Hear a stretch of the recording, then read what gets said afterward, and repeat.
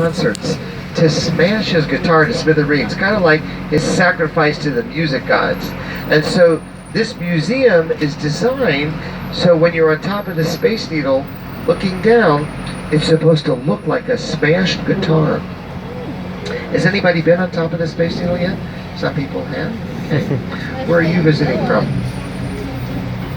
Where are you visiting from? Where do you live? China. China. So China. Welcome, China. Welcome. Where are you guys from? You live here? Okay, so welcome. And so for the locals, when I tell you something you didn't know, you're supposed to say, I didn't know that. I live here as well? All right. Then I'll work my way back along the tour. So again, now we're going to come up to the monorail. We're going to duck underneath the monorail because we are on a duck. So get ready to duck. Here we go. Oh, and we all duck.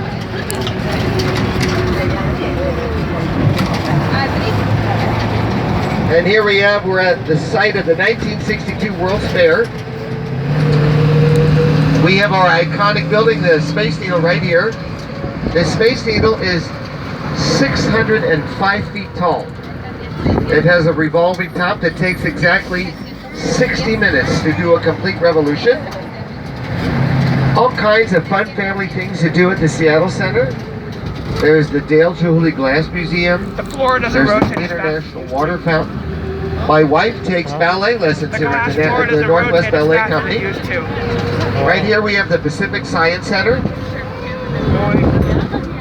The Pacific Science Center, right on the corner, there's a tropical butterfly exhibit right there. And if you walk into that room and you stand completely still, butterflies sometimes might land on your body. Although I keep my mouth shut because those yellow ones, they taste yucky.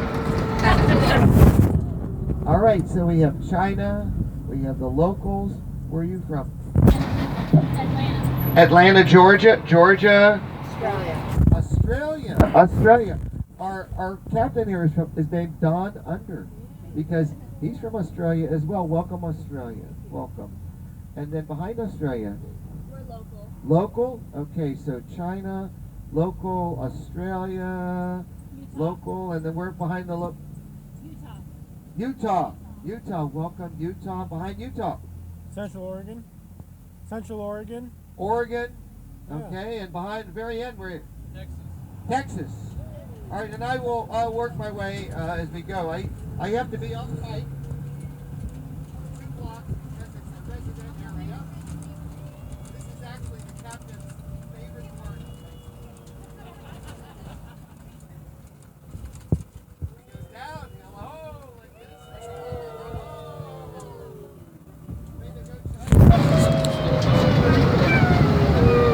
You know, we have Orca residents that come here sometimes, right here on the Elliott Bay and Puget Sound, looking for salmon.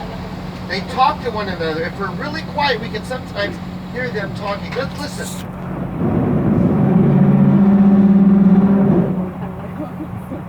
Hear the orcas talk? They're probably saying, where is the best place for salmon? So, Texas in the back, right? How on this side? Texas as well? Where are you guys from? In front of Texas? Mexico. Yes. Welcome, Mexico. Welcome to my country. In front of Mexico? Idaho. Georgia. Oh, so many states. Boy, I got to remember a lot of things here. And you. All right, I didn't quite, but I'll get to you. I will get to you. So now I can be on mic. On this side of the duck, we have the Olympic Sculpture Garden, filled with all kinds of sculptures too big to fit the museum. At noon on the weekends, if you're here, if you come up to the ticket office and you mention my name, Sunny Days, they will give you and your family a free guided walking tour throughout the 9-acre park. All you got to do is mention Sunny Days. Actually, you do it for anybody. But you don't need a guided walking tour. You could come on your own and walk around. Go into this is a vivarium right here. There's a dead hemlock tree right inside. And it nurtures, it's decaying, nurturing all the plants above it. You could walk over the bridges all the way to the waterfront, and on a pretty day like this afternoon, you're going to see the Olympic mountain range across Puget Sound. So it really is going to be a beautiful afternoon. We're going to have a fun day on the water. So where are you, tell me again where you're from? We're local. Oakland, California? Local. Auburn. We came from Auburn. Auburn, local, okay. And then in front of Auburn? Georgia as well. All right, so we're now on the waterfront. I'm going to play some waterfront kind of music. The human world life under the sea is better than anything we got up there. Sun rays greener, some fun music. So Elliott Bay is quite deep, just a short while out there. It's about 900 feet deep. So you can take the Space Needle and stand it on the bottom and still have 300 feet to go. It goes out to Puget Sound, and then it goes north about 25-30 miles out into the Straits of Juan de Fuca, which is the border between the United States and Canada. And then it heads west about 25 miles out into the open Pacific Ocean. So all this is salt water right here. Here we have one of the terminals for our cruise ship. Is anybody taking a cruise to Alaska this year? We have over 1 million people go up to Alaska by cruise ship every year. This is one of the terminals. They say that each time a cruise ship lands, it adds $4 million to the local economy. Hi, China. World Trade Center. I don't know. Seattle had a World Trade Center. Is anybody visiting for Seattle for the first time? So Australia, and again, you guys are Georgia. Who else back there? Mexico and Texas. All right, I'm getting it now. So China, the locals, Georgia, Australia, locals, Utah, Texas, Utah, and then behind Utah is Idaho, Oregon.